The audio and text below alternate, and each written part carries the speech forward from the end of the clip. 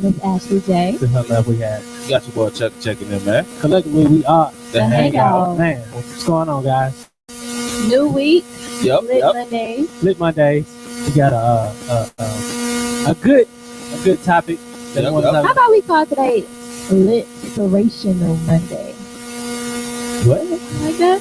No? Okay, whatever. I mean, try to switch it up. You know, we got Inspirational? our special guest for the day. You know, Yeah, I ain't gonna lie. That's a word. I don't even think that's I a just word. made That's it not a up. word, but it's cool. It's a I go cool- with it. I go with it.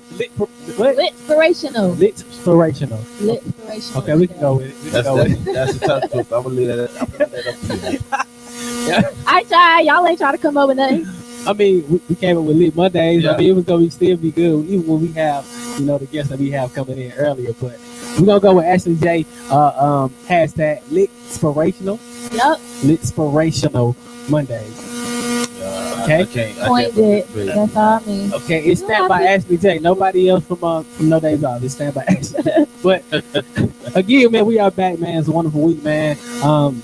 Shout out to everybody who has tuned in with us, man. Every Mondays and Wednesdays, it's your favorite show of the week. Hang out from 6 to 8 Mondays and Wednesdays. Man, you can make sure you follow me at Magnificent21, MACNEFICANT21. If not, you can follow my partner to the left. You can follow me on Instagram and Twitter at Ash Wants It All. If not, follow my partner to the left of her. Hey man, y'all can follow me on Instagram and Snapchat, Chucky_Fiscal. You can follow me on Twitter, man, _Chucky_Fiscal. Yes, man. Follow the homepage, man, at NDRradio.com. That's on all social media. You can check us live right now. Get that app. It's free. Google Play, iTunes, NDR Radio. Your app store. All app stores, man. Make sure you can see us right now. We are we streaming live. We got that man Pastor Mike checking in. At the top of the hour, we're gonna talk about some good things. We're gonna talk about some religions. We're gonna talk about the Black Lives Matter. We're gonna talk about the cop shooting. We're gonna talk about Louisiana in the whole, man. It was some more shootings, some more deaths. Yep.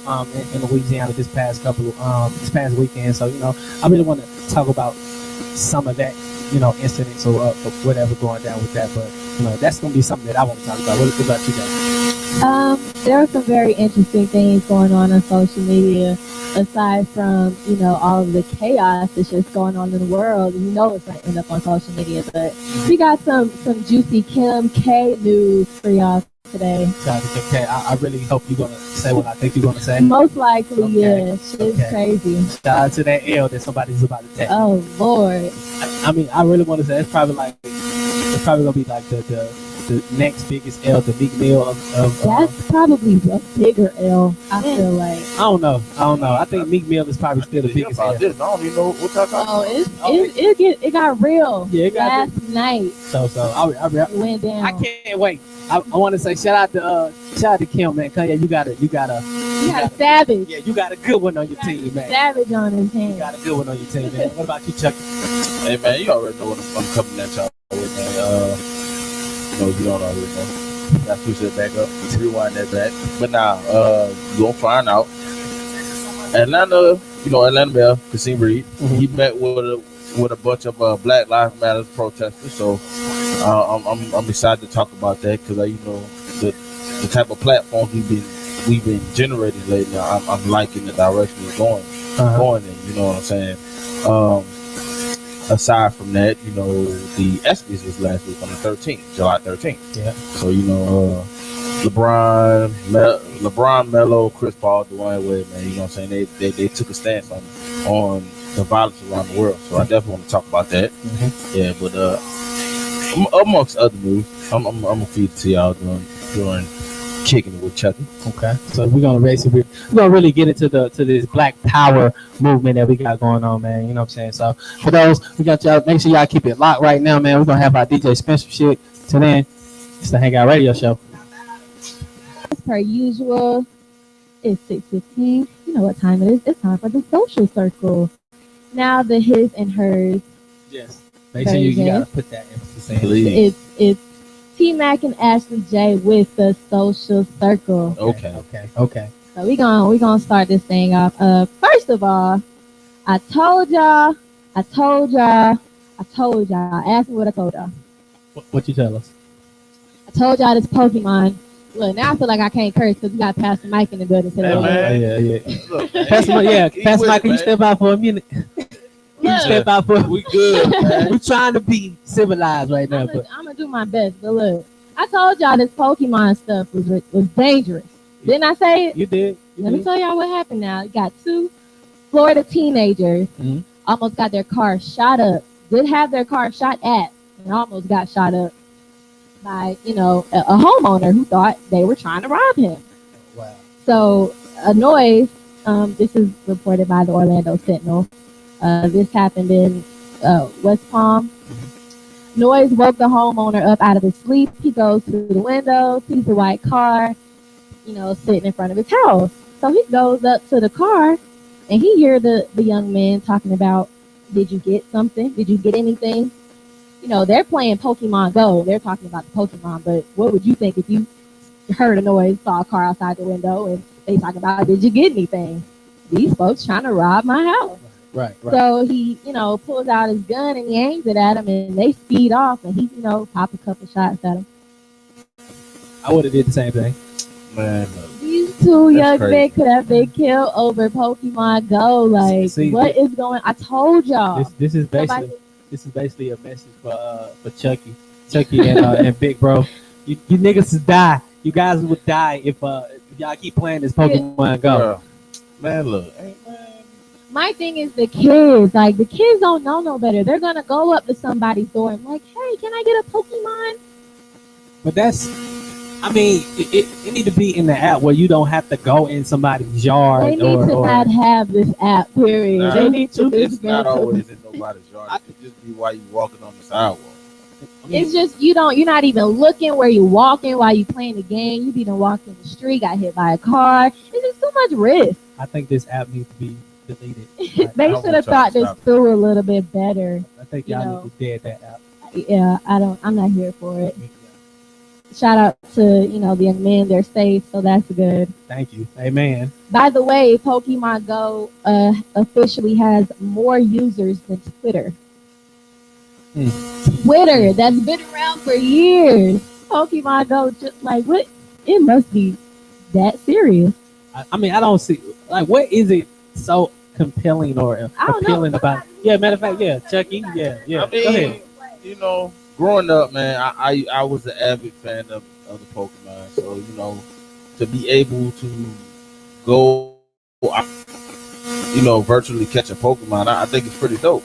Because it also there's great benefits to the situation too. It gets people off their couch, right?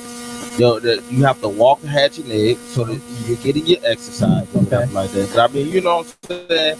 It's really up to the user. I think since it's gaining so much notoriety and popularity, I think some parents do need to sit down with their kids and have a certain guideline. Definitely, and tell them about it or whatever like that. But it's a very interactive, what I'm saying. Did y'all see the video? I think it was in what is it, Central Square or somewhere in New York. No, it was like a lot of folks. Yeah, I saw that. It was just a big, huge Pokemon party. Like niggas was stopping their car, getting out the car to go find the Pokemon. See, that's a good pro. Let's talk about the cons. Let's talk about people almost getting shot. We just did an episode not too long ago. Me and Chucky, when we was talking about somebody got robbed doing Pokemon. So that app need to actually be deleted. Wrong alley, the wrong corner. I mean, it's one of them. I mean, it's one of the situations you can play at your own risk. You swipe your card at your own risk anytime y'all out in the public. I put my credit. I put my zip code in. I don't put my password. I mean, it don't matter. They get so advanced with it, like you're making it a strip and just copy. I dispute it. We'll see what happens with this Pokemon stuff. I don't feel like it's going to be around too much longer. It's just too much. I don't know. The way the people talking about it probably will be. I'm telling you, it will. It ain't going nowhere. It might advance the app. I don't know. Well, hey, something else that literally took over social media last night. So y'all know the Kanye West song Famous, which had the famous line in it. I feel like me and Taylor might still have sex because I made that bitch famous. So I don't know if you guys know about how Taylor Swift accepted a Grammy, and her Grammy speech, was kind of just like, there will be people that come along that will try to take credit for your success, basically throwing Kanye West under the bus, like that you were fucked up for that line, but look, I still, won a Grammy. Right. So, nobody really said anything after that. That kind of started like this unspoken like beef again. But it made it look like Kanye was delusional and a big liar and whatever.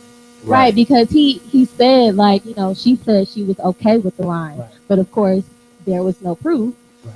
Until last night, Kim K posts on her Snapchat video evidence of a conversation between Kanye West and Taylor Swift. She was on speakerphone. She literally, was like, thank you so much for telling me, like, because he told her, he was like, I just want to make sure you're okay with it. And she was like, thank you so much for telling me. No, it's okay. I think it'll be good exposure. She was like, that picture that I put on my Instagram of you sending me flowers, that was the most likes I've ever gotten. And she was here for it.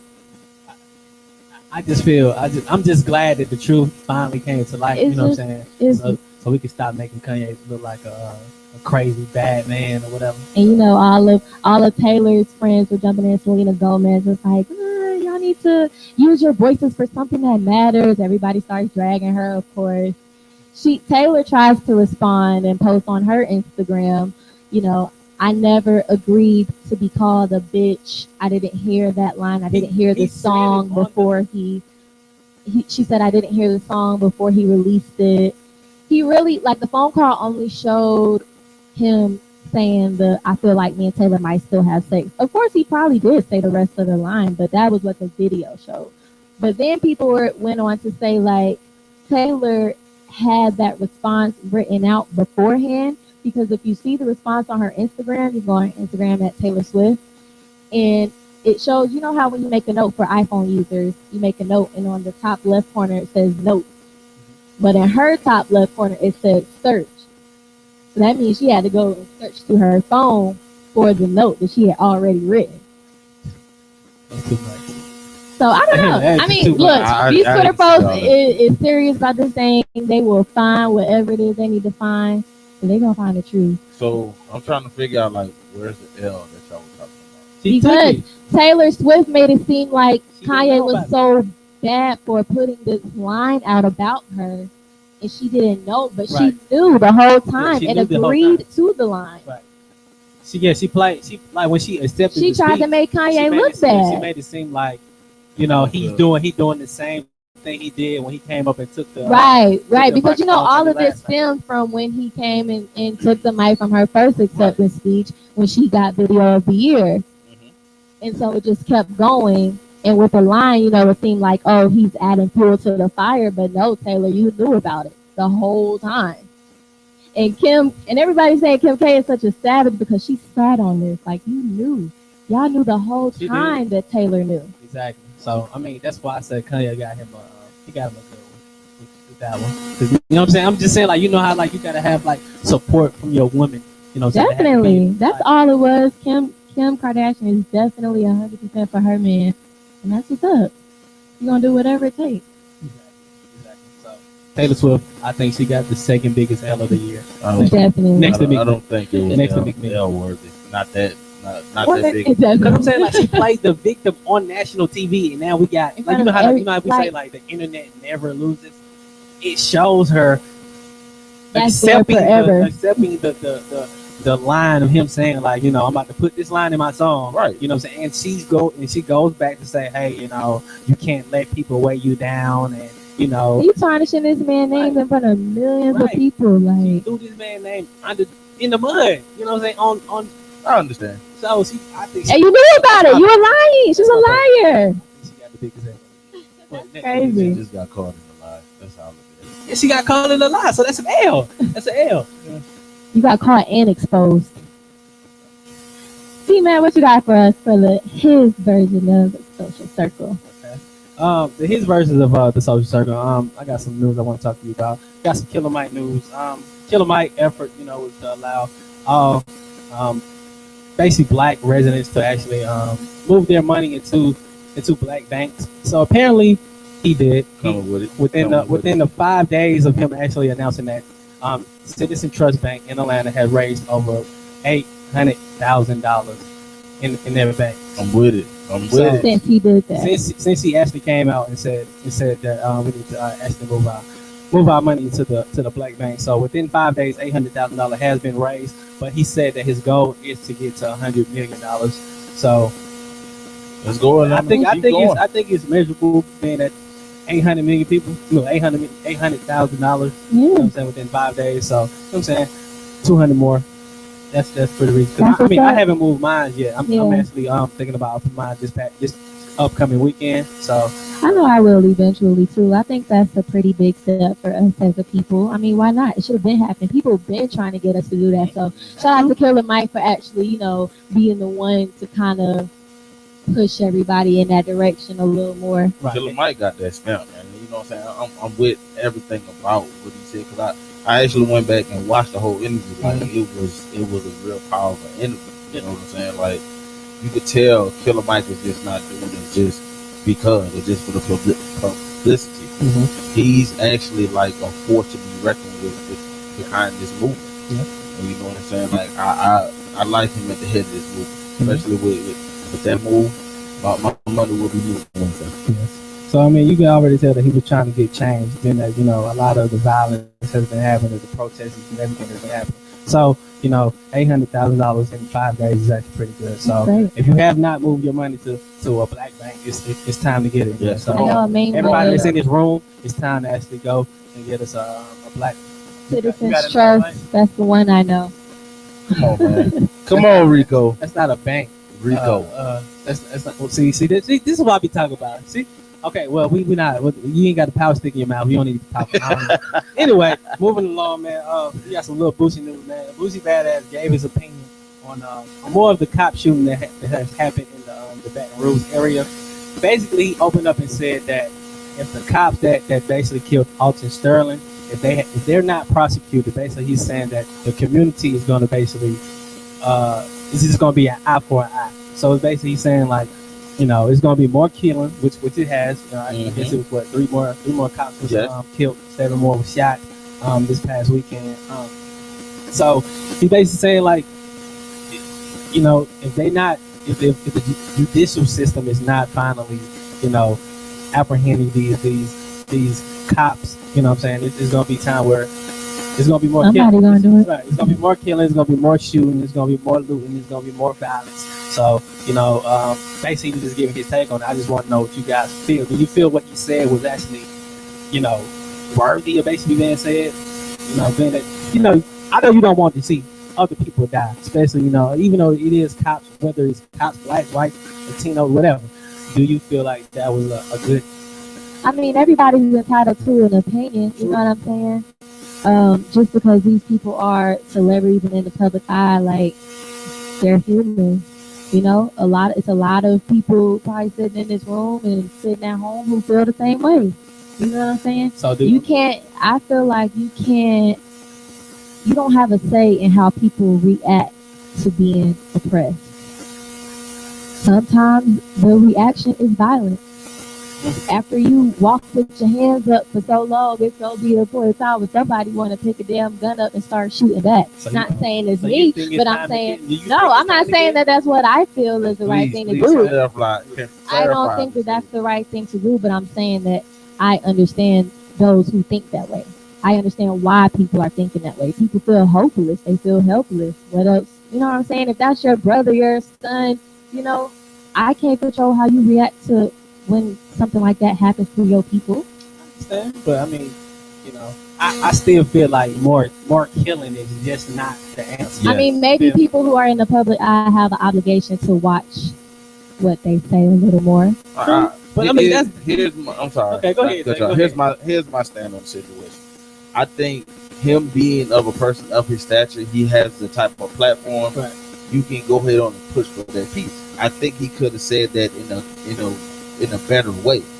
Understood, people are tired of being oppressed, you know what I'm saying? But the feelings are boiling over or whatever, but still, like, let's go ahead on and try and steer that off into a different direction, especially with that being in your backyard because you're from Baton Rouge. So you know what I'm saying. What you want to do is tell your people, man, don't go looting. That's what they want us to do. That's how they want us. That's how they want to see us at. You know what I'm saying? Just give them a different, change the outcome. I think so. I agree with you saying. But what I feel like Brucey, he could have just worded it better. You know what I'm saying? I agree. I mean, I understand what he's trying to say, but I just think he should have worded it better. People are very emotional, But I mean, more killing around these times. Right, like that's not just. But I don't believe that's just. But moving along, I think his word actually been taken to light because just this past I want to say 24 hours, the officer that killed Eric Gardner in New York was actually he was they saying that they was going to press charges on his behalf of Eric Gardner family. So and also the officer that shot and killed the man that was in Atlanta, he's actually got charges brought against him. So finally, some of the system is finally going our way. It's just that being that it has been brought, we just got to make sure they are actually prosecuted. Right. You know what I'm saying? That's when I'll say justice is somewhat concerned. True. I mean, but at the same time, it's it looks like they're trying to do something right, but hopefully it's not like another George Zimmerman type thing where he was charged and later found not guilty. But moving along, RP to the legend Nate Thurman, man, the 7-time All-Star. He died this past weekend with leukemia. For those who don't know who Nate Thurman is, he played 11 years with the Golden State Warriors. He also was the first person who actually recorded the quadruple double in NBA history. Okay. So RIP to him. My condolences to him. And my last news was brought up with Brock Lesnar. Brock Lesnar was he returned to the MMA world. So shout out to everybody who was actually here with us watching the fight with him against Mark Hunt. He returned. He was a former football player, former wrestler. Fought the guy Mark Hunt, and within him returning, he made over $2.5 million for his return. But what we had found out was he was reported of taking steroids. So Mark Hunt basically, yeah. So Mark Hunt, who's the person who Brock Lesnar fought, basically he goes back and says that he feels that he wants half of Brock Lesnar's earnings. Because I mean, the reason he said this because he said this is the third time he fought somebody and they cheated because of steroids, and the first 2 times he didn't say anything. He just he let it go. But now that he fought somebody of a higher stature who made $2.5 million, he feel like he is deserving. Right. So it's fact that this man taking steroids. They don't get in trouble. They don't get in trouble for that. I mean, we don't know. We don't know what he said is what he said to UFC owner Dana White. He was basically saying that if he don't get his half of his money, he wants out of his contract for the UFC fighting world. I feel like that's you hurting you. I mean, why not try to? True, but at the same time, you hurting your brand. That's the brand of you. If you're okay with cheating and doping and fighting, you know what I'm saying, then everybody else gonna do it. This man made $2.5 million, and he ain't fought in 5 years. 5 years that he made $2 million. Has it been that long? It's been 5 years since this is his last fight, and this man made almost $3 million. Come on, man. They need to figure something out because that's not fair. But. So wait, did bro say how much he made? No, they haven't gave any facts on how much he basically made. Right. Mark Hunt made, but Brock Lesnar made $2.5 million. That's crazy. 2.5. That's crazy. $2.5 million in 5 years. Come on now. So I would basically, I'm gonna fight that too.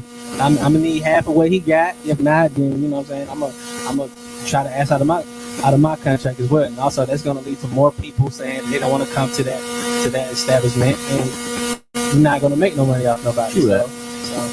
But that's the that concludes my part of they got a church stand. Oh man. Wow, I knew you were gonna bring the podium. Okay, Church in the but okay, church in the street. Hashtag But, church in the street. But that concludes the part. That's concludes the end part of the. Y'all, come on, man! I'll try to get it right. That concludes his part of the social circle. It's about to get real in here. I told y'all, man, I bring good people in Okay, here. I'm hot now. But anyway, we got kicking it with Chucky coming around the corner. Yes. DJ, hurry up and finish, bro. Spin it out. Okay. Hey, man, we are back. We are back. The Hangout Radio Show, man.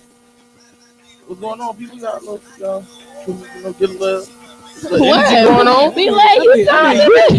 You the one that opened up. What you talking about? Still, what the energy at though? Like, come on, man. This is a Hangout Radio Show, man. We got Ashley J, we got T Mac. Yes. It's time for Kicking It with Chucky. So, man, today I'm gonna start it off with a little bit of NFL news. The NFL is talking about putting data chip inside the football.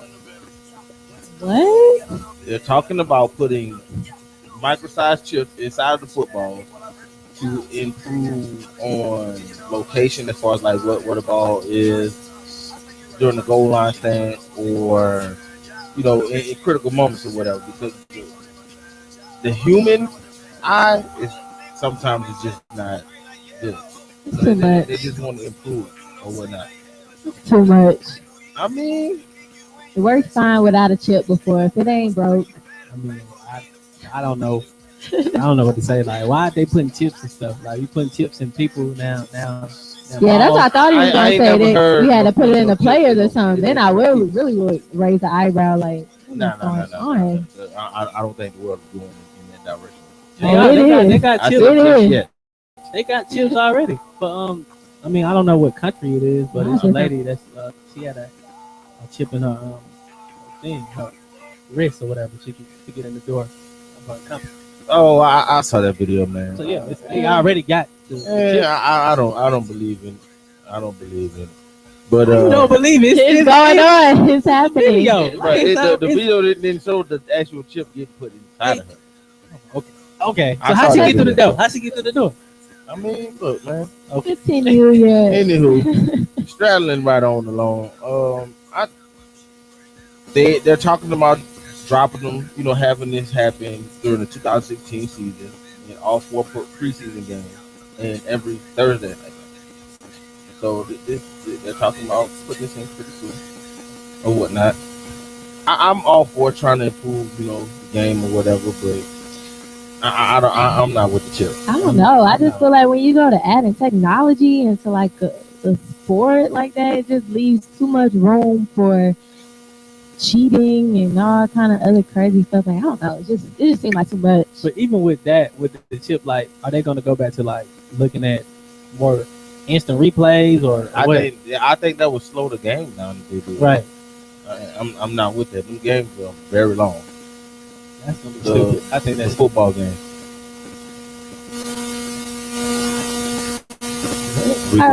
Rico not paying attention. But anywho, move right on along.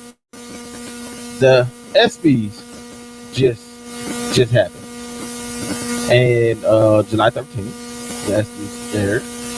And Carmelo Anthony, LeBron James, Dwayne Wade, and Chris Paul got up on stage and spoke out against the violence that's been going on around the world. I saw that. I like that. I was with that. You know what I'm saying? Like the type of platform. Once again, it goes back to that type of platform that they have and the following that they do have. I think what they did on that stage, you know what I'm saying, given how many people were watching, I like that.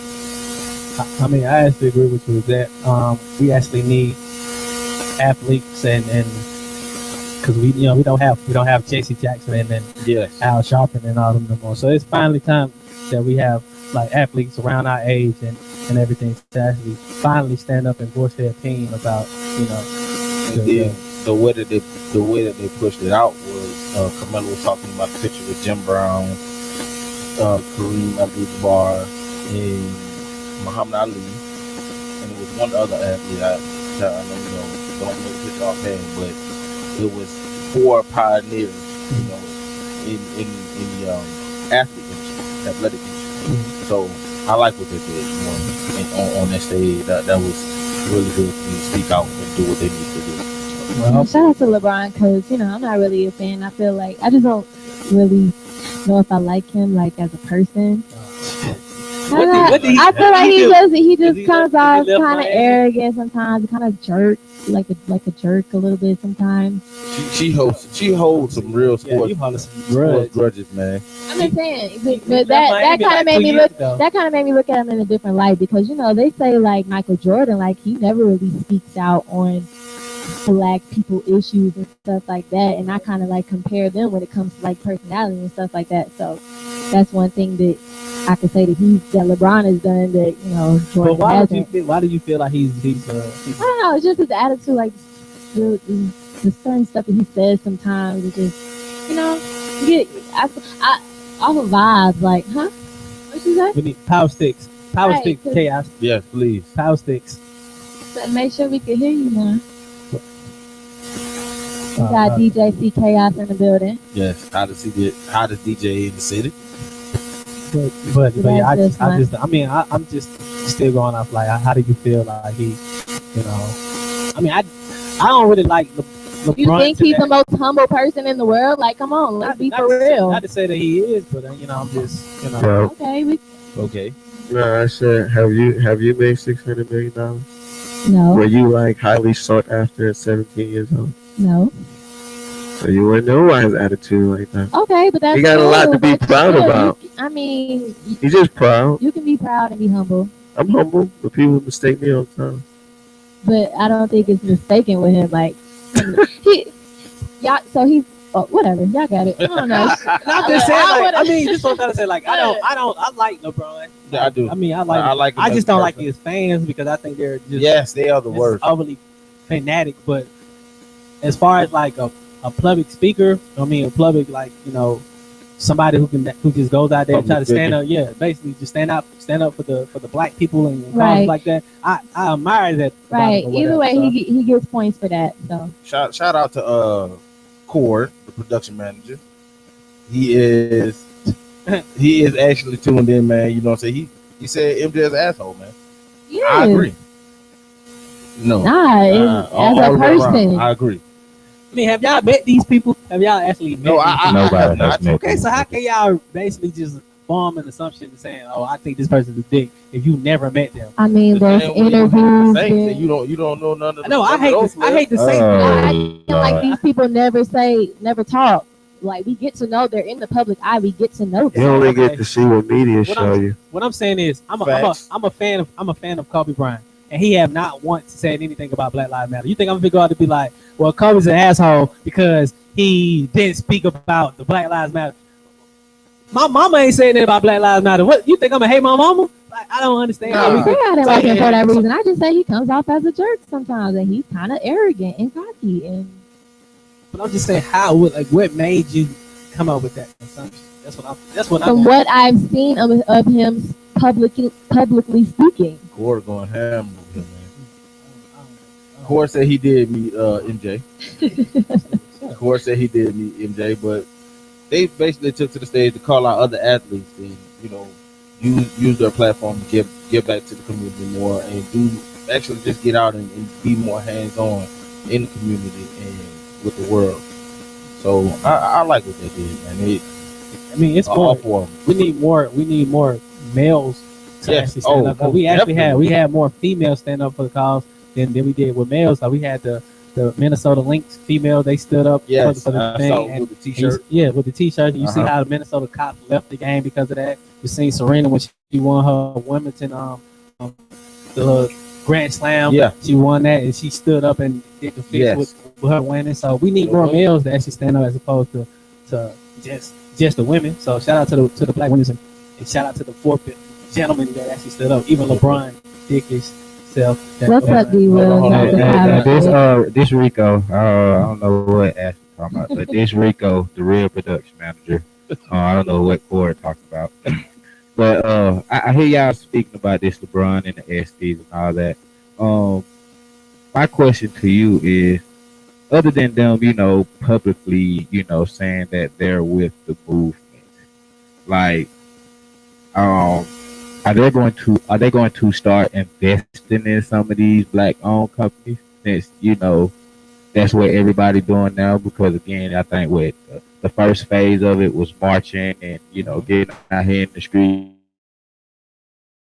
and the second unit, it are they? They haven't said any Oh, okay. Let me know. I think LeBron. Man, just sit like 4,100 kids to school, black kids to school. So don't mean that they're not. You know, so like, we can't assumption because we're not seeing it. I think they do. I think they have been giving back, especially LeBron. But move right along, man. This last little topic I want to go ahead on and put out there, man. It's about the 15-year-old guy from Tennessee, man, Xavier Dotson. He won the Arthur Ashe Courage Award because he basically they were at a house party and a random act of a drive-by shooting happened, and he jumped on top of 3 girls, shielded them from the bullets, but he wound up losing his life.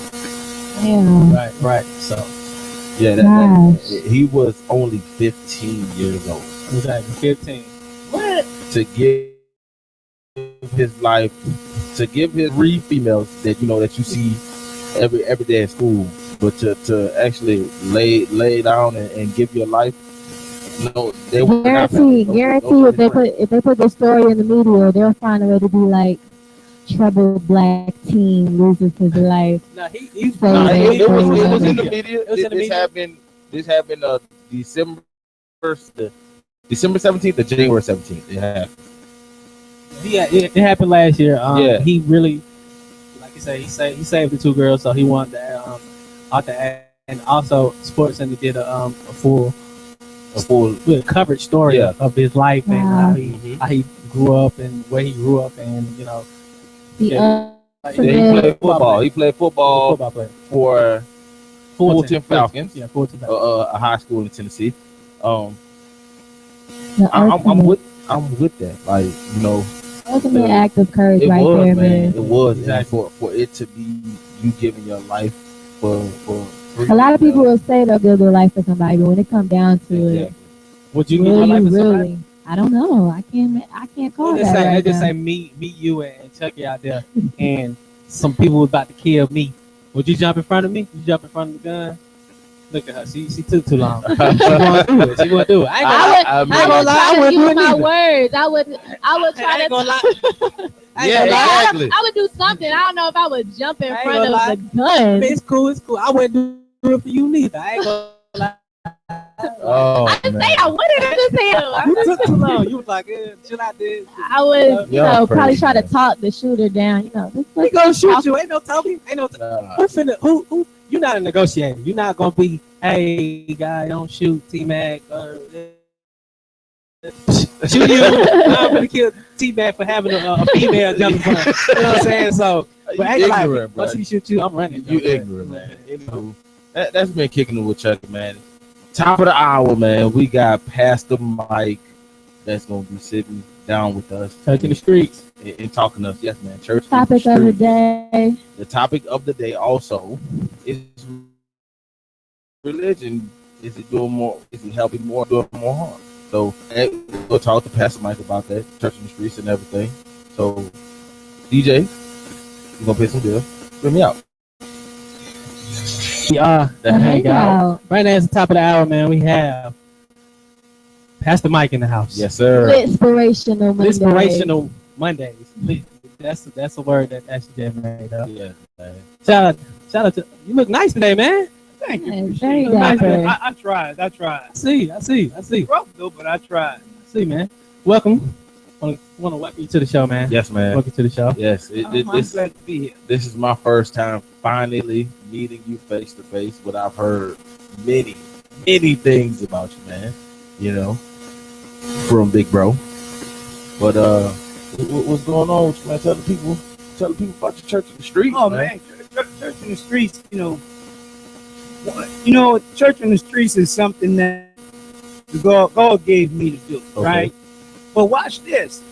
One day, my son and I, we was in the office talking one day, and the brother tell me about Jesus, being Pastor Young, this and that. I said, what?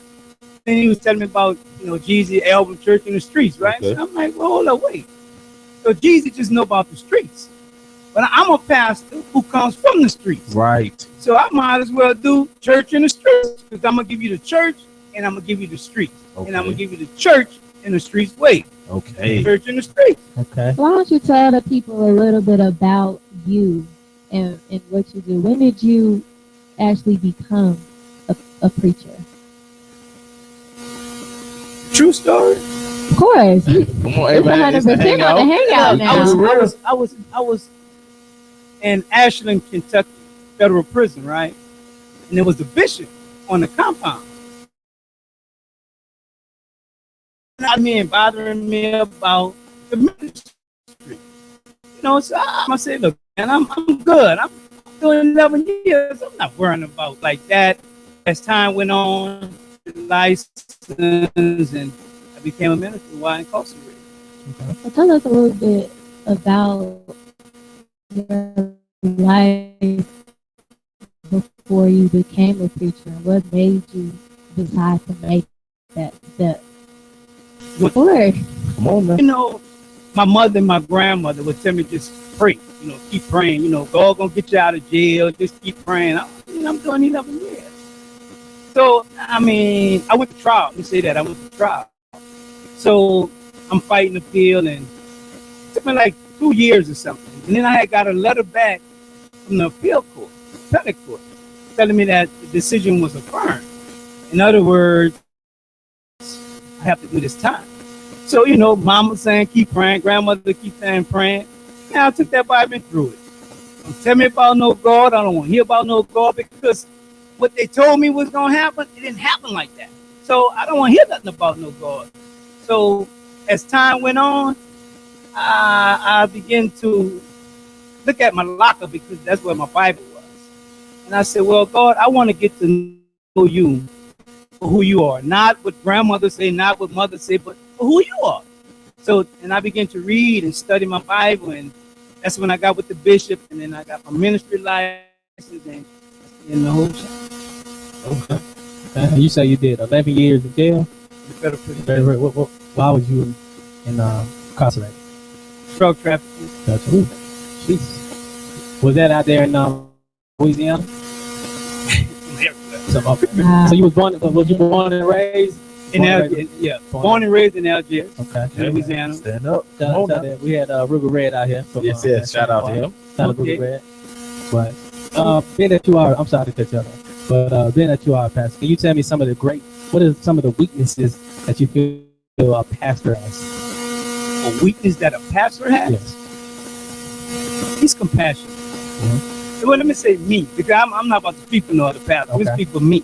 But for me, I'm a compassionate person, and I love the people. That's about my only weakness. But other than that, I don't have no weakness. Okay. No, sir. Okay. So was there like a moment, because that's a big change to go from drug trafficking, you say you've been somewhere everywhere, so all the things that you went through before you decided to do that. Was there a moment that it kind of just hit you, or was it just like over time you just kept reading the Bible, or was it, did God speak to you? Like, what was that moment like when you just decided? It first started when I went to school. And I was like, I come up in Catholic school, so I know a little bit about God. Mm-hmm. So I was like, well, God, if you get me out of jail, I'll go back in the streets and I'll tell the young men how dangerous this is and what could happen and what's going to happen if they stayed that route.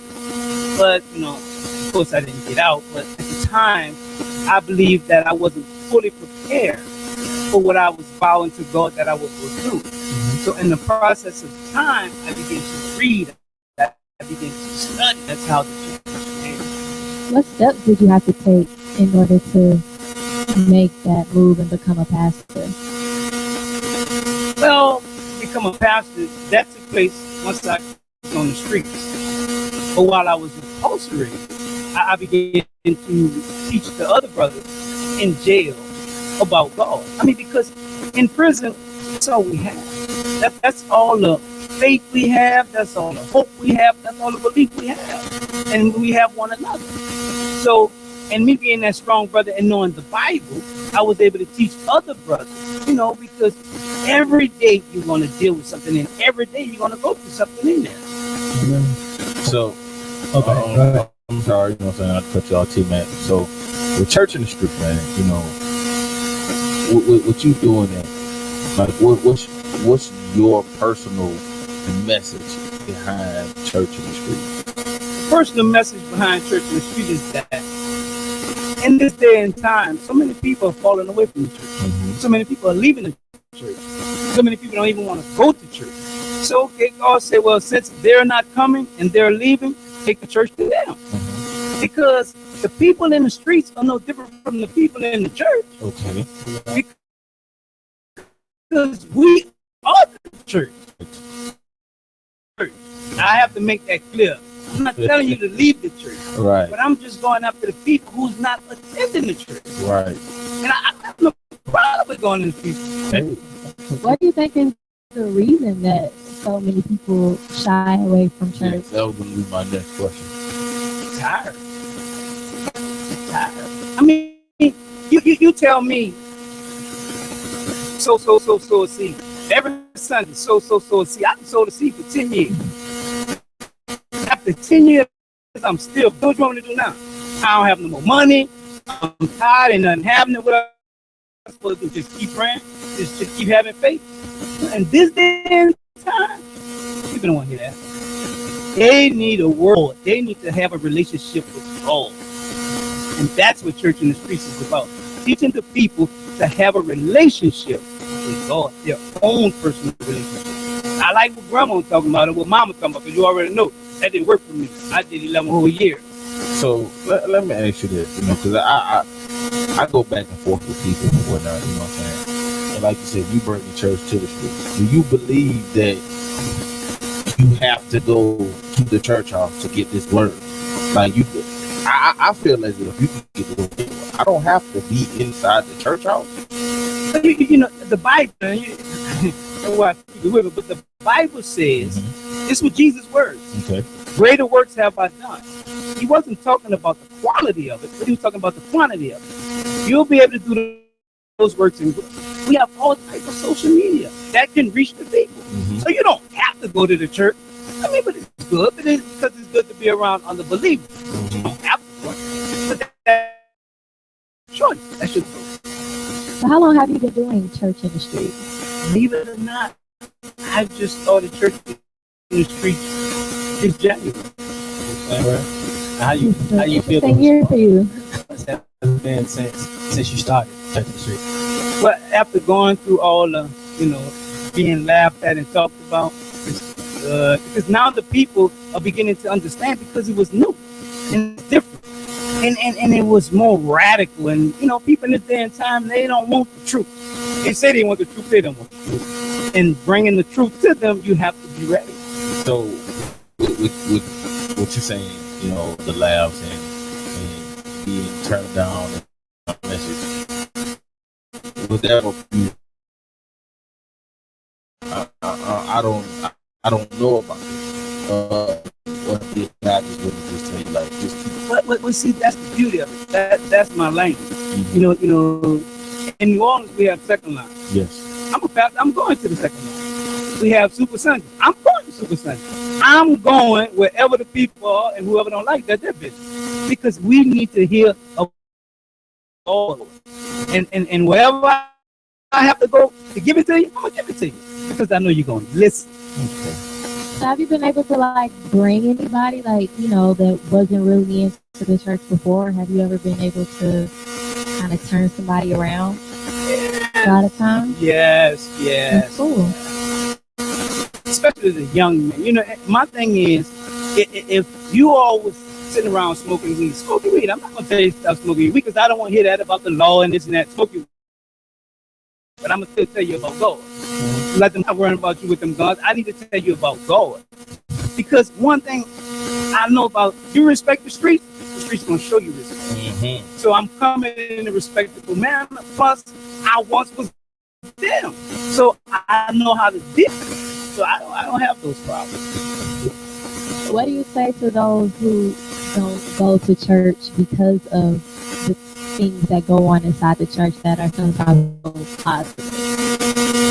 You're gonna have negativity everywhere. You deal with it as an individual. You know, just like not all policemen are bad police, not all preachers are good preachers. I want to piggyback off that not all preachers are preachers, because you know that the world, we have all these super mega churches, and they have all these big rides and big churches and everything like that. So how do you feel as a pastor that you can actually go to your church member and tell them to keep praying, being that they're seeing these other preachers with Bentleys and bigger houses than them? Well, one thing I truly believe that the mind is like fertile ground. It's whatever you plant there, you will cause it to grow. And if your focus is on what he have and what he's doing, then your focus is not on God. Because even if we stick with the topic today is about religion. God created man, but man created religion. That's true. And that's why, man won't tell you, you can't go here, you can't go there, you can't do this, you can't do that. God ain't never told me that. But that's man-made religion. And that's why we have the problems we have today. That's definitely what we're going to get into with our topic. It is. So glad you brought that up. We're going to get more into that a little bit later. Before we go to the topic, but it goes back to what me and Chuck was talking about earlier before you got here. We was talking about how, how can we see these preachers? I guess with the weed thing, you're saying should pastors or preachers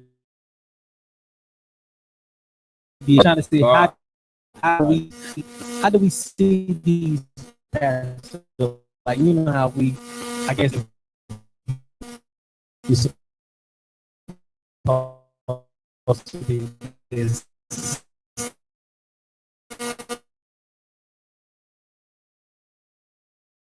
Say he don't drink, true? Who say he don't cuss?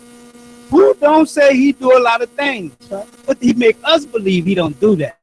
And that's the problem we having. Be who you are. If you a man, be a man. Because you have to understand, when you read that Bible, Jesus came to die on that cross because he knew we messed up. And all of us messed up. In one way, shape, form, or fashion. But if I try to be with you over here, then I'll go over here and try to be this way with them. Man, miss me with that food. And that's why we have the problem we have. I really want to admire you, man, because you're right. Okay, come on. Because I feel like a lot of people stay away from the church because it's kind of hypocritical. It's like, I know what you do when you're not at church, but you're looking down on me because I'm doing this, but you at home doing that. We're all sinners, right? Correct me if I'm wrong. We sometimes I wonder what book they read. Because if God gave us 10 commandments, then he came back and said, well, give me those laws and those commandments because I know you can't keep all of them. Now you're up under this grace. Believe and trust in me. But yet, I'm going to stand up there every Sunday and tell you, you can't do this, you got to do this. Well, no, wait. If God took all these laws and commandments, why you want to put all these laws and commandments on me? Man, miss me with that food. No, sir. So let me ask you this, Pastor Mike. Me and the guys were talking about this last week or whatever like that. Like, what would you say to somebody that comes and say, and well, Pastor Mike, man, why do I need to read this? This is something that's been reworded and re-edited 10, a couple of times or whatever. We got different versions. Why should I read this if all of them are not the same? Okay, I can tell you what God has did for me. Mm-hmm. Now it's on you to accept that. And it came from me reading and studying that Bible. Okay. Now that's all I could do is give it to you. You do what you want with it. But I didn't gave it to you. That's my job. Now for me to force it up on you, now I'm getting into religion. Okay. So now I want to shift gears and into another part of the new year. Like I said, we're going to talk about, but I know me and also my cast members, we definitely want to touch on these Carlton Sterling and Fernando Castillo, because I see on your Instagram, man, you went out to the bedroom, you went to the war ground. You know what I'm saying? Talk to us about that. I went out there to Baton Rouge. Prior to Baton Rouge, the week before, right in there, just I'm riding down the street, and right on the other side of the street, some guys were shooting a car up. They got out of a car and he ran into a wall. I jumped out my truck, run over there to go there and help him. I mean, and the brother just sitting in the car, all shot up. I was saying, this he'll have to stop. Right. Really have to stop. He was shot up. I went live on Facebook. The brother sitting in the car, I said, you all right? He said, man, I'm just trying to hold on. I said, well, call the ambulance down. And I've just recently reached out to the brother to check on him, and he's doing all right. It's the church's role in everything that's going on with, Black people and the violence and police brutality. Where do you come in as a Black man and as a preacher? Our role is first to properly teach the people. The people are not properly being taught. How you can hold me to do something when you haven't properly taught me how to do it?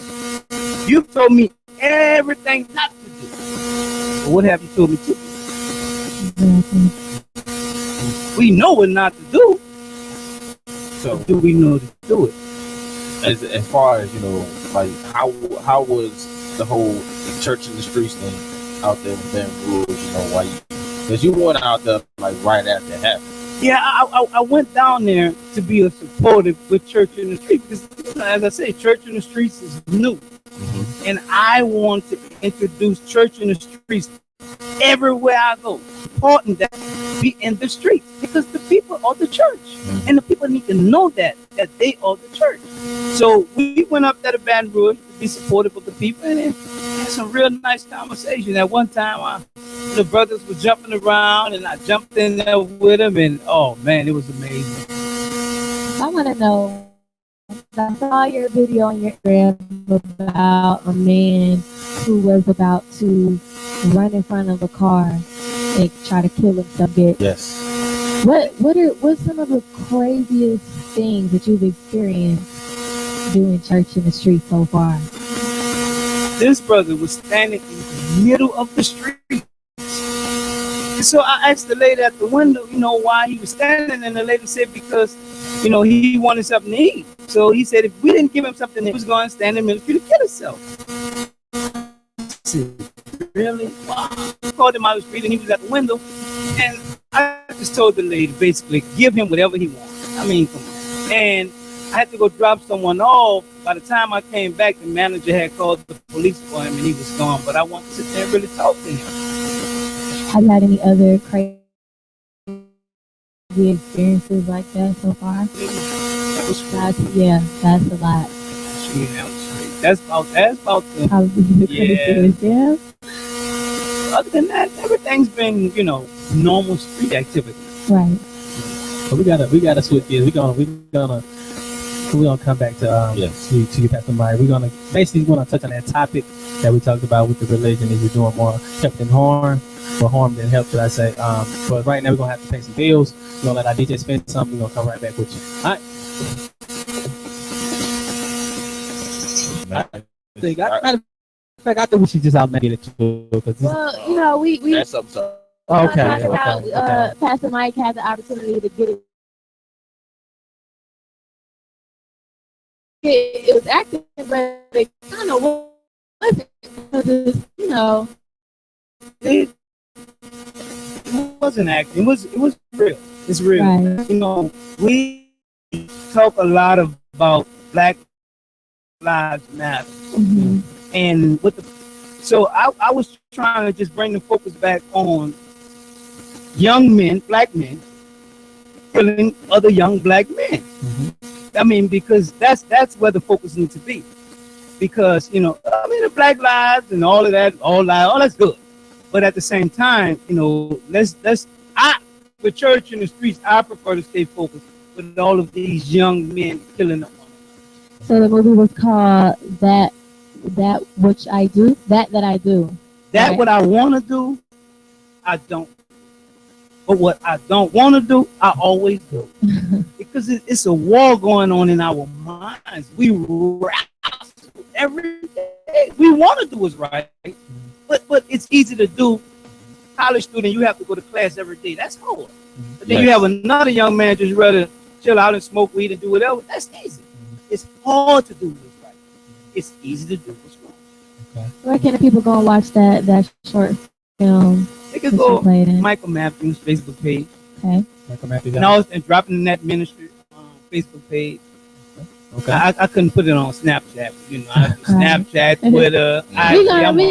We gonna tell people how they can follow you everywhere. I see you on the. I see you on the Snapchat. He's avid with the social media. I see you. You know what I'm saying? That's the new upgrade of pastor of you know what I'm saying. The other ones don't know what they're doing, but Right. But watch this. At one time, pastor said that Facebook was bad.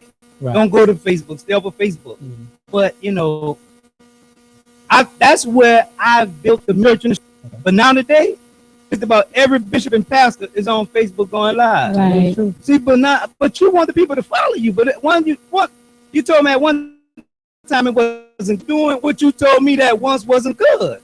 Okay, well y'all deal with that one. But anyway, So it's a lot of contradiction in the church. Yeah. A lot of contradiction in the church. Let's can we get to it now? Get to the topic of the day. I want to get to the topic of the day because I really want to talk about that. I really have some stuff I want to talk about. But the topic of the day, for those who just now tuned in right now with Pastor Mike, topic of the day is religion doing more harm than help? And before we get to you, Pastor Mike, I guess, the panel up here, we're going to give our takes on it first. And then we're going to ask you about it. I'm going to start with me. I really feel like the religion is fine. It's really not helping.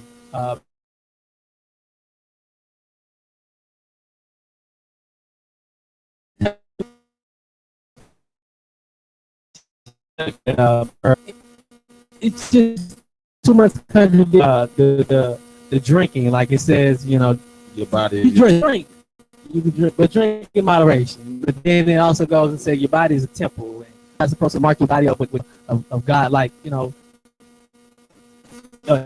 images or something, like with the visual of God or the crosses or something like that. So I just feel like it's a lot of contradiction, and it goes back to what Jack was saying with the I don't know what's right because it was written so many times. So that's my take on it. Like you said, religion is man-made. Like, when it comes to spiritual people, you have religious people.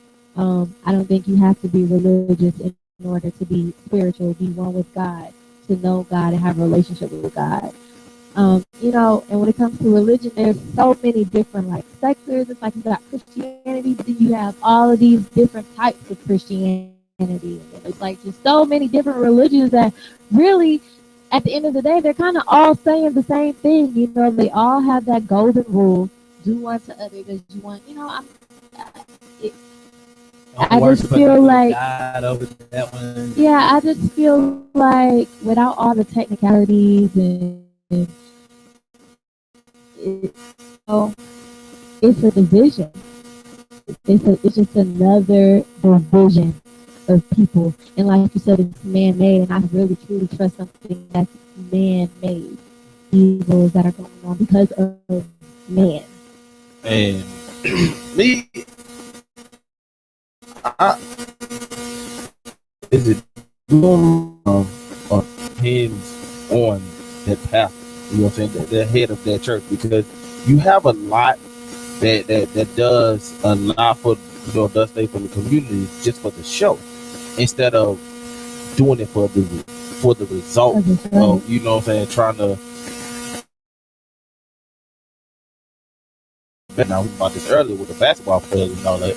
You know, yeah, they're talking about doing certain things, but do they actually have their hands in this community or whatnot?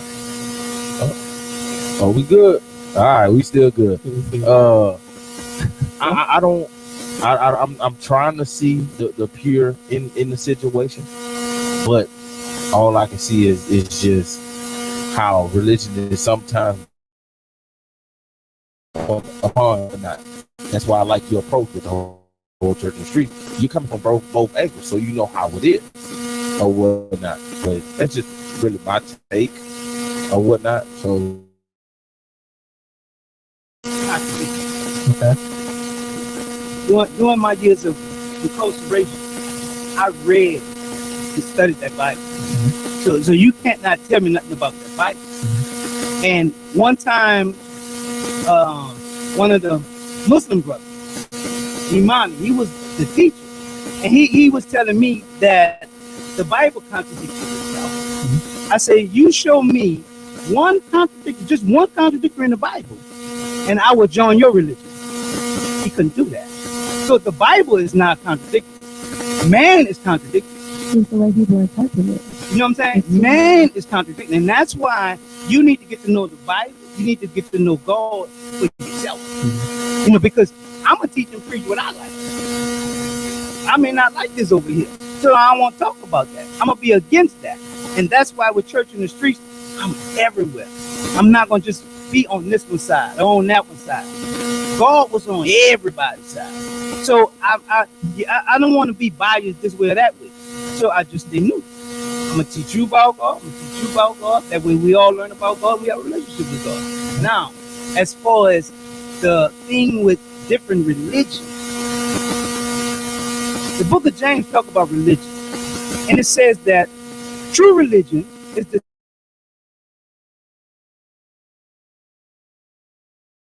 other than talking about this man-made religion. You have to pray. You have to do this. You have to do that with God. That's man-made religion because that's what all the religious leaders was doing in the Bible. So when Jesus came and showed the people that it wasn't like that, they wanted to kill him. Because when you read the Bible, just about everybody who Jesus healed, they didn't even know who he was. The blind man, I don't know who he is. I don't even know how he do what he do. The man who was told in his bed, so that because that's not true. We come with this religion. Well, if you do this, God gonna do that. No, get out of it. Stop missing with that. No. So what's your now everybody is doing this is, you know, the blur all very pro-black, and I see a lot of people saying, you know, we're only Christians because that was the religion that the white man gave us. Right. And, you know, the white man back then justified slavery because of Christianity. They justified it in the Bible somehow.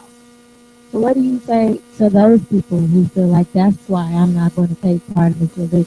I say that's those people. Same thing. That's why I do church in the street. Because when you came over here as a slave, how was you having church? How was you taught to have church? Who taught you to have church like that? And half of them can't answer that. So, okay, so let's say the white man taught you to have church like that. But God didn't teach you to have church like that. Because if you say God taught you to have church like that, that's what you'll be saying, that's what you'll be doing. But that's not what they're doing. So that's why God bless me to have church in the streets.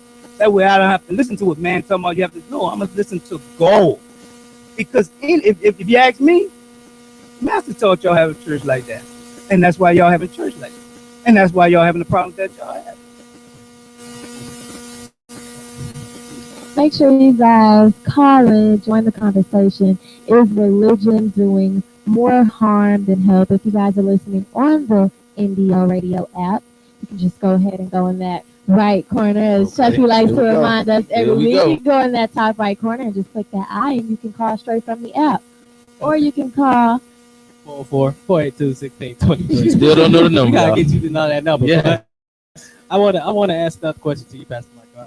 Being that piggybacking off what Ashley J saying, being that everybody are pro-black and everything like that, you see all the rallies and protesting that we having right now, and with that, with us doing that now, you know, us moving money to black banks and everything, with that happening now, and it's still more killings and more, you know, let down in the black community. What is it going to take for us to actually be in the world? You know, because the praying is not working. To other people, not to you, Prayer work. but to other them, praying is not working. The seeking God out there is not working. What do you feel like we need to do as a nation, not even just a community, but as a nation, to actually finally get over this you know, brutality that we're going through? We're not going to never get over it.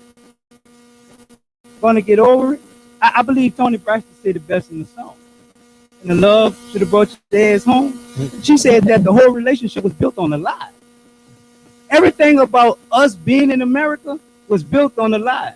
Mm-hmm. So we can't never fix that. We make an adjust to it, but we'll never be able to fix that. So, and the other thing with all of this lives matter, Black Lives Matter, once again, miss me with that one, because I look at that as a boys in the hood mentality. And the majority of those people are acting like Trey. When Ricky got killed, Trey grabbed the gun, Trey climbed out the window, like he was really about going to do something. But at the end, what Trey did? Let me out. Let me out. Let me out. Let me out. Hey, he was right on point with that one. You know what I'm saying? And everybody with all this Black Lives Matter, come on, y'all ain't really about this. Doughboy was really about going revenge what happened to his brother. We don't have to go and kill nobody. I'm not saying that. But if we need you to sign this piece of paper, we coming together and you're going to sign that paper. You're not going to tell it. You're going to sign that paper today.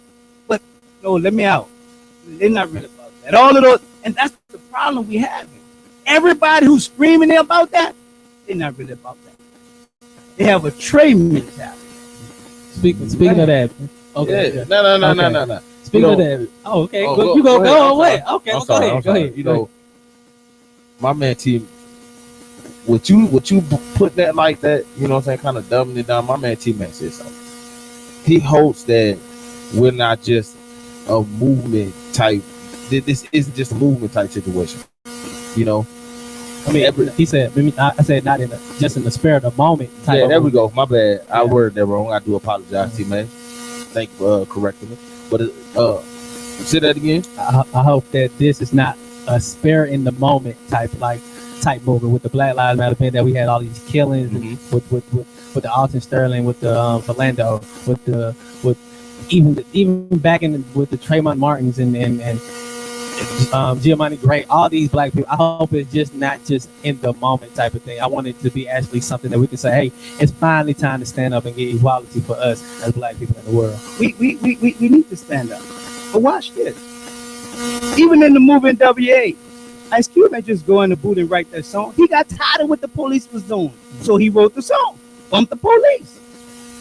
Back in the days, I'm gonna use myself. It's 90 degrees outside. Police pull me over. They would make us put our hands on their hot car. It's already 90-something degrees. Did Black Lives Matter then? And the same people who hollering Black Lives Matter were saying that's good for them. When the police had us laying on the ground, on that hot ground with our hands behind our head, just doing us any kind of way, where they screaming Black Lives Matter, because we as black people, we won't change. And then when change comes, we have a problem with it. Because back then they were saying, well, we need to do something about these drugs. So America called war on drugs. And who got locked up? All of us, young black males and females. And now America is having to deal with those children of those parents who was incarcerated. In other words, America is reaping what she sowed 25 years ago during the time when the crack hit the street. And she needs to deal with that because those are the children she having to deal with. I never thought of it like that. Okay. Backlash. But I want to go back to the Black Lives Matter thing. It was a petition that went out to the White House. Over 100,000 people signed the petition to actually say that Black Lives Matter is a racial cult, or a terrorist. Yeah, a terror, whatever she said. Terroristic. There you go. That's the word. Terroristic figure in the world. So how do you feel about the Black Lives Matter, program? This is what I feel about it. You take a man and a woman. The woman do something, the man hit on the hands. She don't say nothing. She do something again, he hit upside her shoulder. She don't say nothing. She do something again, then he hit upside her head.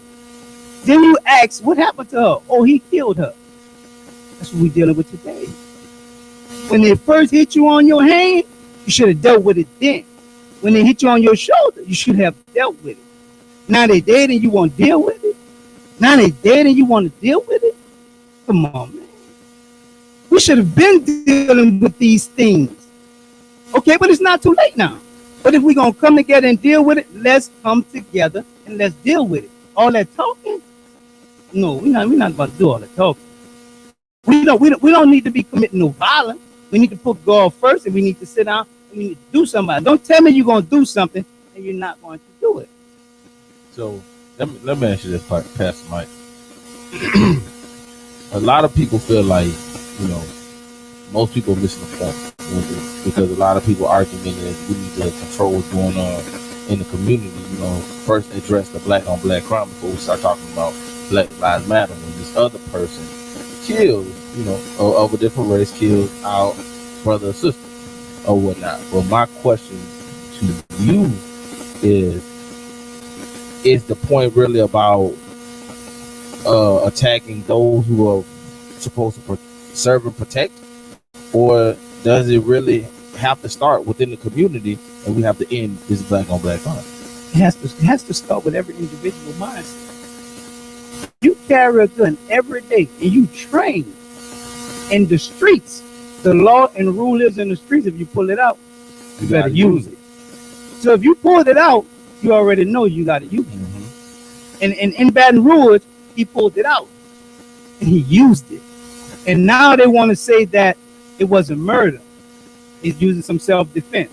All right, that's cool. Pastor Michael worked with that. But now, if he get away with that, you need to go to Angola and get thousands of young men whose gun just went off, like that officer. That's what y'all saying. His gun just went off. He ain't want to kill him and let them boys out of jail. Right. Who y'all got doing life sentence because their gun just went off.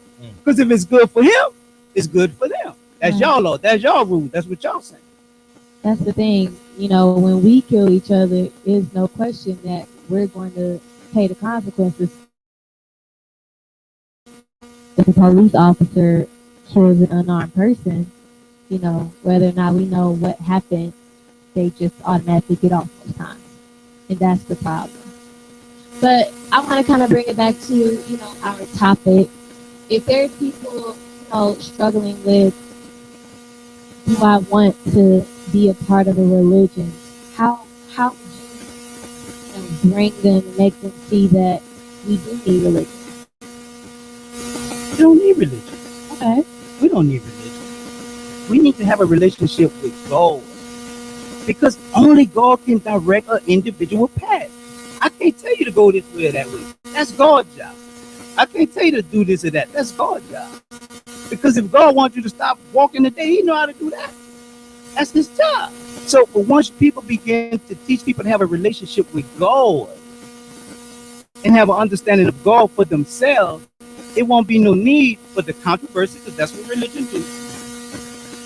To get caught up in whether I should do this and that, because that's what religion does. Mm-hmm. But when we get to the spiritual part, because when dealing with God, that's spiritual. Dealing with religion, that's man. So we don't need religion. We need more people who, quote unquote, in the faith, to teach the people to have a spiritual relationship with God. That's it. Now, I kind of want to flip this interview upside down for a quick second. Because, we almost at the end time. I want to go off the wall for a second. We've been talking about religion and church and all that good stuff, but what I wanted to talk to you about is the LGBT community and whatnot. I always say it's always shunned upon because, of course, it's in the Bible, and that shouldn't be something that's going on. I understand that, but you got certain pastors, preachers, bishops, whatever you want to call them, that'll tell them what you're doing is wrong, will turn around and say, pass that collection plate, they'll be like, okay, yeah, let me get that dollar or whatnot. If you're gonna do, why is that such, a thing or whatnot? I don't know how I'm trying to say it, but that's what I want to touch on. Which So a person, gay, homosexual, however it may be, that's in the church. Yes. And you are saying that they shouldn't pay their tithes and offerings? I mean, you're shutting that person out, telling them, well, now what you're doing is wrong. You shouldn't be here doing what you're doing, but right. I'm still going to accept that dollar that that you finna give me. So if you're going to shut that person out, telling them they shouldn't be there, so why accept the money? So what you're saying is, you who's of that community, you shouldn't be in my church because no. That's you got not. certain. I'm saying you got certain pastors, bishops, people who feel that way. And that's what I told you. They'll say those things. Don't just give it half of it. Give it all to me. Give it all to me. And all would be that, okay, if you are this way and I feel this way towards you, which you shouldn't, because you're not being God-like, Jesus-like, well then, you shouldn't come to this church, because that's in the Bible. Some things and Paul for the younger. You understand what I'm saying? Right. But they're so caught up in the money. And I'm gonna say this because we can wrap it up. But in the book of Luke, Jesus was teaching them something, right? And Jesus told Peter to drop the net. Peter dropped the net. And when Peter dropped the net, his boat was filled. He had to call his friends, and all their boats was filled. But watch this. What Jesus told them. Go. And prosperity, don't get caught up in that stuff. Let's go do. Be fishermen but so many of them are caught up in prosperity. You're not doing what Jesus called them to do. They want to stay and deal with all of this fame and fortune and prosperity. Because everybody that say they've been called by God have not been called by God. Wolves and sheep clothing. Can I ask one more question before we go? I want to get back to the church in the street. What is the main goal that you feel like you want to accomplish this year with church in the street? Church in the streets, the main goal is it's a movement. And the movement is to get the people that's not in the church to have a relationship with God, to get to know God, to have an understanding of the word of God. And that's church in the streets job. And that's why we in the street. That's why we everywhere in the streets. We in the streets, rain, snow, shine, whatever, we in the street. And I will be there. I don't have no problem with that. Because God, I've been shot up. I've been locked up. I done did all of these things. And God blessed me to still be here. I'm not here for me. I'm here for them. Because I know how they feel. Because I once was them. I once was that little boy in the corner with that gun. I once was that little boy selling drugs. I once was that little boy in jail. I once was that little boy whose mother was stop, crying. I'm tired of mother crying. Because these are not bad kids. They are misguided kids. I mean, you take a kid from 5 to 13, I've been playing this game. I'm robbing people, I'm selling drugs, I'm shooting. With that little game they play? Pokemon Go? Grand Theft Auto. You done played that from 5 to 13. Oh, that's what you know. That's how you believe. So of course you're gonna go out there and shoot at the police. Of course you're gonna go steal cars because your mind has been conditioned that way. But we don't want to look at it like that. I want to thank you, Pastor Mike, for coming through. We're gonna get ready to wrap it up. Go ahead and let everyone know where they can follow you and learn more about your movement, Church in the Streets. Go ahead and give them all your info. Wow. You can follow me on Facebook. I have Michael Matthews Facebook page. I have Drop in the Net Ministry Facebook page. And I have Mike 8 Facebook page. Mike 8 is all of my kids and all of my grandkids. Then I have Twitter, which is Pastor Mike. I'm on Snapchat, Pastor Mike 11. I'm on IG, Mike.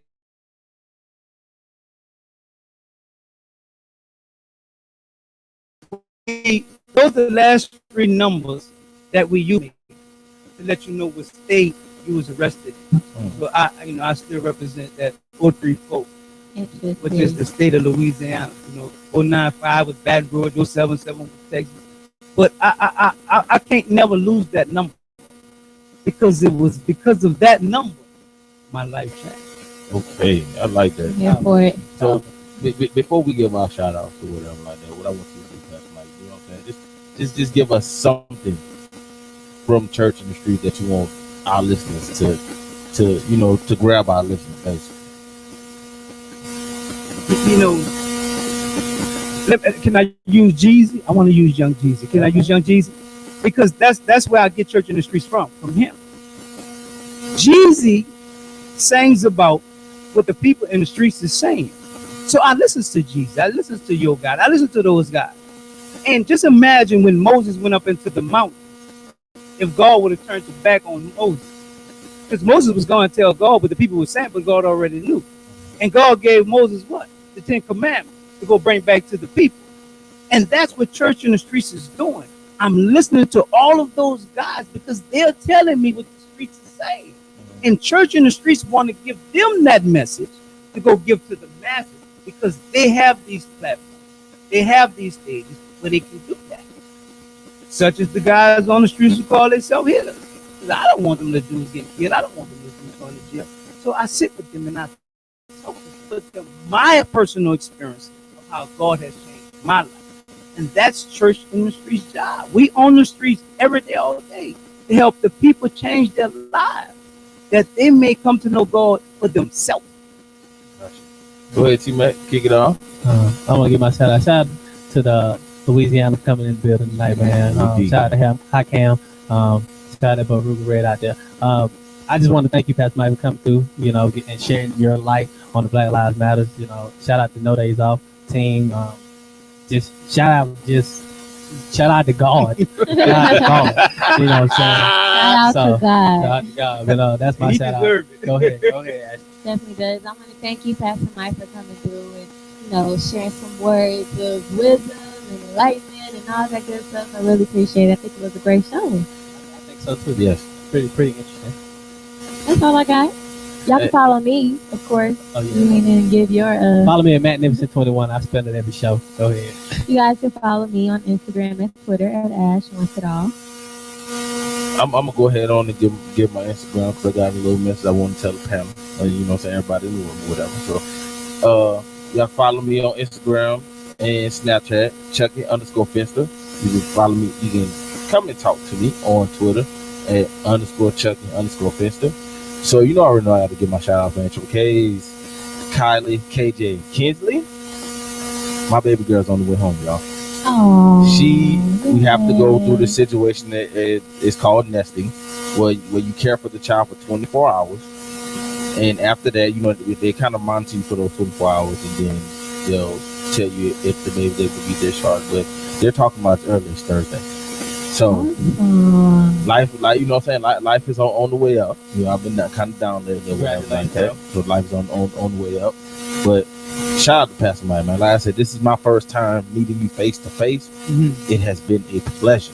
Thank you for coming, stopping by. You know, showing Indio Radio some love. And shout out to my, you know what I'm saying, my castmates, man. You know, y'all really did do a great job with Pastor Mike in the building. 'Cause, you know, What does that mean? It was a conflict that we'd talk about lit Mondays and we got a pastor coming in the building and all this other good I stuff. changed it for you. They didn't like it, but I changed it to litspirational. Because it's not a word. You change it to It's okay. That's you act like you never made a word before. It worked very well. It worked. But you know, man, shout out to the team, man. You know, but it's been a great show, man. Y'all make sure y'all catch us on Wednesday. Yes. Way back Wednesday. Y'all make sure y'all tune in from 6 to 8. Way back Wednesday. Before we go, Pastor Mike, pray for him to get this Pokemon out the way. But till then, man, y'all already know the motto: we don't eat, We don't sleep. We just fucking work.